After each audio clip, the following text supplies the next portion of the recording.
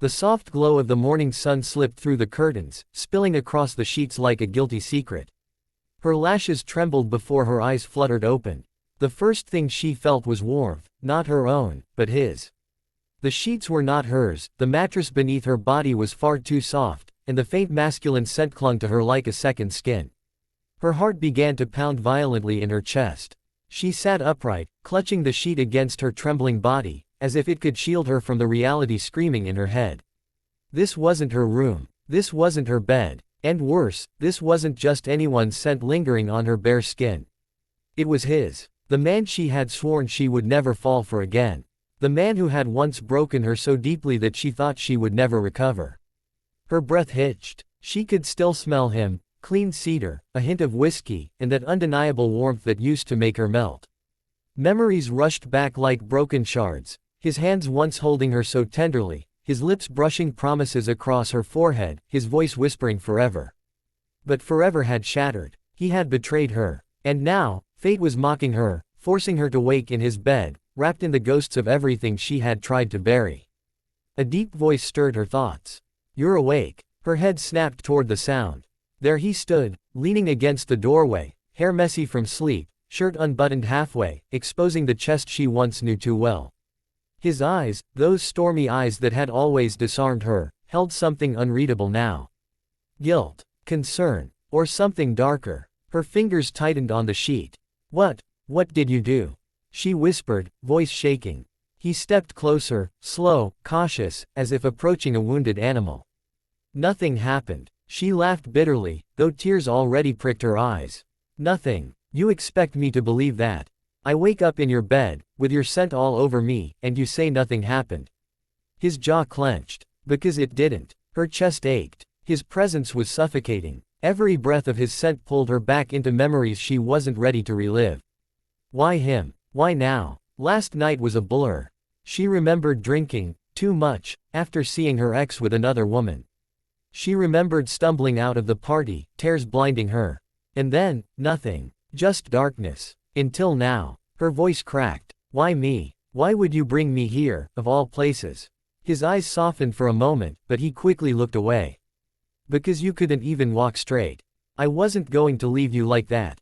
Her lips trembled. She didn't know whether to scream at him or thank him. A part of her wanted to believe him. Another part, still bleeding from old wounds, refused to.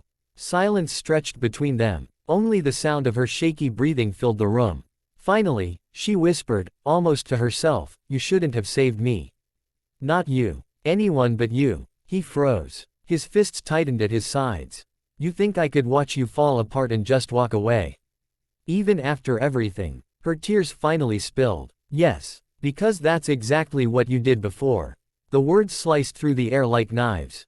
He flinched, his gaze dropping to the floor. For once, he had no defense.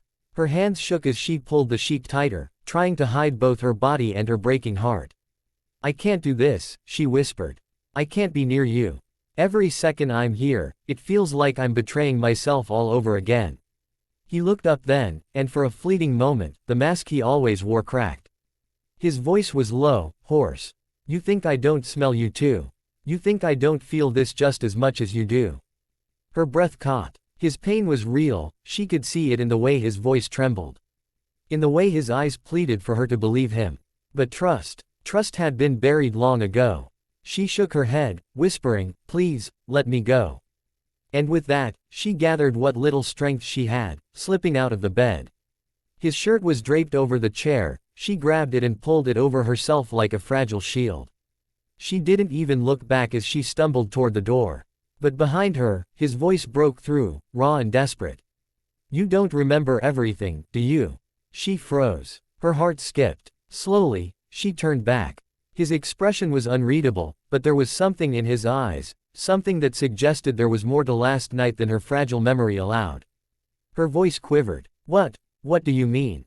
He didn't answer. Not yet. And that silence terrified her more than any truth ever could. Her heart pounded against her ribs, threatening to escape. His words lingered like a riddle, like the shadow of a truth she wasn't sure she wanted to face. "You don't remember everything, do you?" The silence stretched between them, heavy and suffocating. She tried to steady her breath, but every inhale was filled with his scent, every exhale tangled with fragments of last night she couldn't piece together.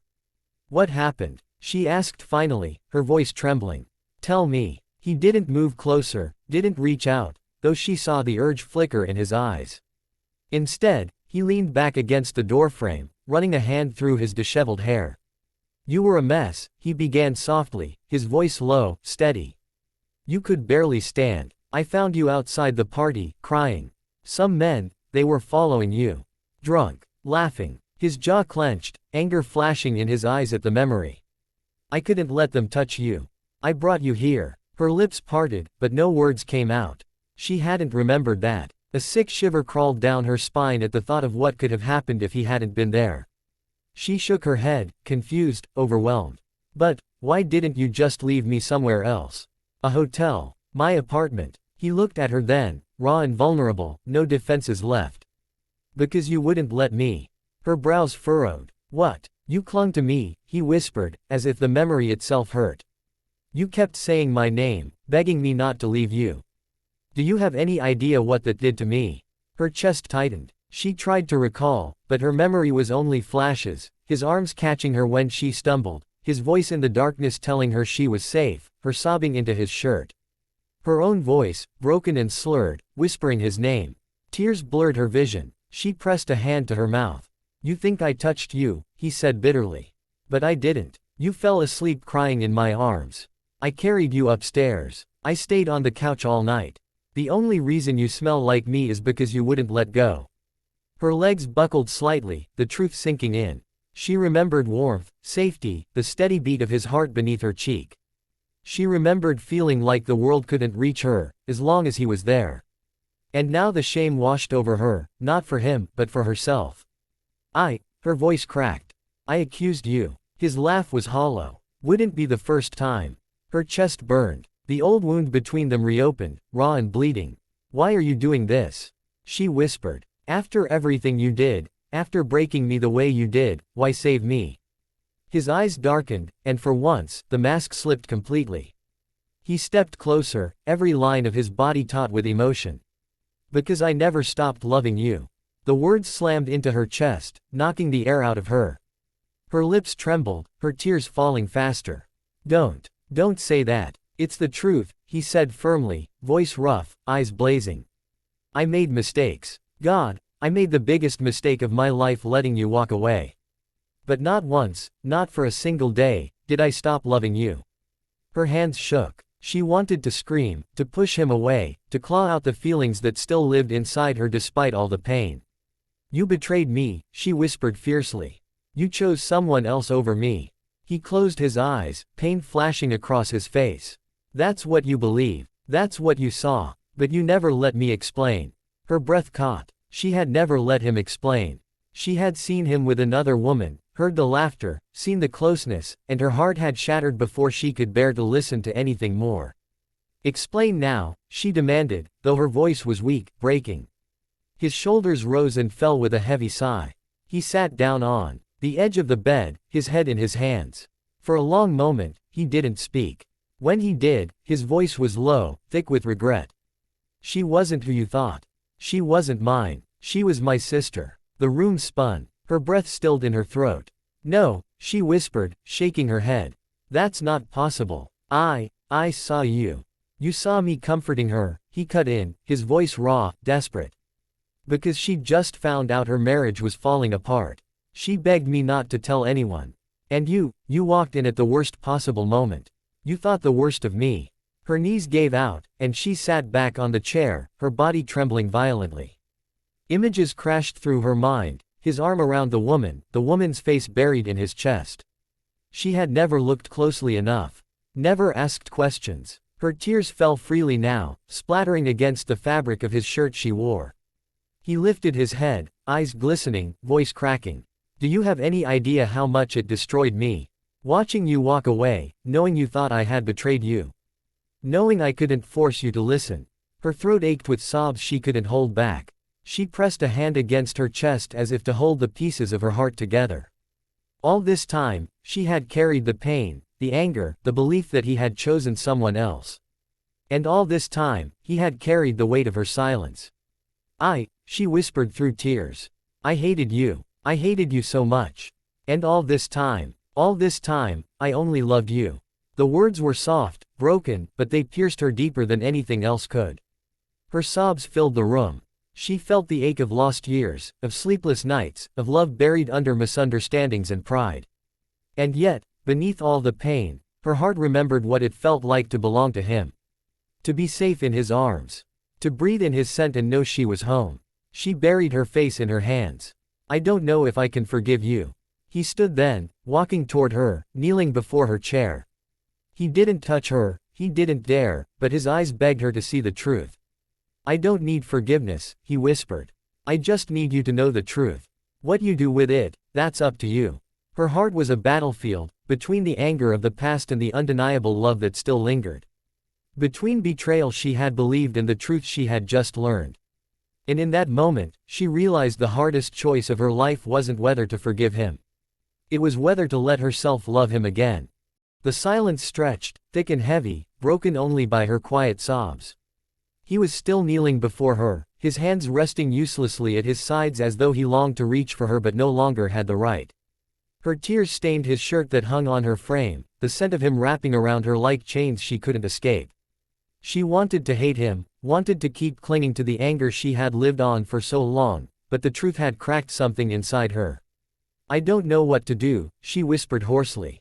Then don't, he said gently. Not now. You don't have to choose me. Just, don't walk away thinking I ever betrayed you. That's all I ask. Her chest ached. The sincerity in his voice stripped away her defenses. For the first time in years, she saw him not as the man who had broken her, but as the man who had once held her through every storm. She wiped at her face with trembling hands. Why didn't you fight for me harder back then? His jaw tightened, regret clouding his eyes. Because I thought you hated me too much to ever listen. Because I thought forcing my truth on you would only push you further away. And maybe because I was a coward. Her heart squeezed painfully. You let me suffer. Alone. His eyes glistened. And I suffered too. Every day without you was punishment. Every night, I wondered if you were eating, if you were safe, if someone else was holding you when I should have been. Do you know how it feels to love someone so deeply and know they believe the worst of you? She bit her lip, unable to meet his gaze. She did know. Because she had believed the worst, and it had destroyed her too. A long silence passed. The morning light had grown brighter, filling the room, chasing away shadows but not the heaviness between them. Finally, she spoke, her voice so small it almost disappeared. What if I still love you? His breath caught. Slowly, as though afraid to startle her, he lifted his gaze to hers. His eyes softened, breaking into pieces. Then, God help me, I'll spend the rest of my life proving you can trust me again. Her chest trembled with hope and fear all tangled together. She wanted to believe him. She wanted to step back into the warmth she once knew. But could broken trust ever truly be mended? She stood abruptly, pacing across the room, her bare feet against the hardwood floor. His shirt swayed around her, the fabric brushing her thighs, every movement reminding her of the intimacy of this moment. I don't know if I can go through the pain again, she admitted, her back to him. I barely survived it the first time. Behind her, she heard him rise, slow and steady. His footsteps approached, but he stopped a few feet away, respecting the distance between them. I'm not asking you to trust me overnight, he said softly. I'm just asking you to let me try. To give us a chance to rewrite the ending. Her throat closed around another wave of emotion. She turned to face him, her eyes searching his face. He looked tired, vulnerable, but unwavering. Do you still love me? She whispered, needing to hear it again. He stepped closer, voice raw with truth. With every breath, with every heartbeat, I never stopped. Her tears spilled once more, but this time they were softer, less bitter. Her body moved before her mind could stop it, 2 hesitant steps toward him. His eyes widened, hope flickering alive. And then, almost against her will, she let herself fall into his arms. The moment his embrace closed around her, she broke.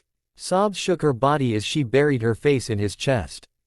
His scent overwhelmed her, his warmth surrounded her, and for the first time in years, she felt like she had come home. He held her tight, his lips pressing against her hair, whispering promises she had once stopped believing in. I've got you, I'll never let go again. She clung to him as though he were the only thing keeping her from drowning. Because maybe he was. Minutes passed like that, two broken souls holding each other, trying to stitch themselves back together. When her sobs finally quieted, she pulled back slightly, searching his face. His thumbs gently brushed her tears away, his eyes tender and full of longing. "I'm scared," she admitted. "So am I," he confessed. "But love has always been a risk. You were worth it then, and you're worth it now." Her lips trembled, caught between resistance and surrender. And then, before she could think twice, she leaned in. Their lips met, hesitant at first, a question more than an answer. But the moment she tasted him, the years between them melted away. The kiss deepened, desperate and aching, both of them clinging to what they thought they had lost forever. When they finally broke apart, breathless, she whispered against his lips, "If you hurt me again, I'll never forgive you." His forehead rested against hers, his voice trembling. "Then I'll spend every day making sure I don't." And in that fragile morning light, wrapped in his arms, she realized the truth. Love hadn't died. It had only been waiting, waiting for the truth, waiting for healing, waiting for courage. And those scars remained, though the past could never be erased. She knew one thing. She still loved him. And maybe, just maybe, that was enough.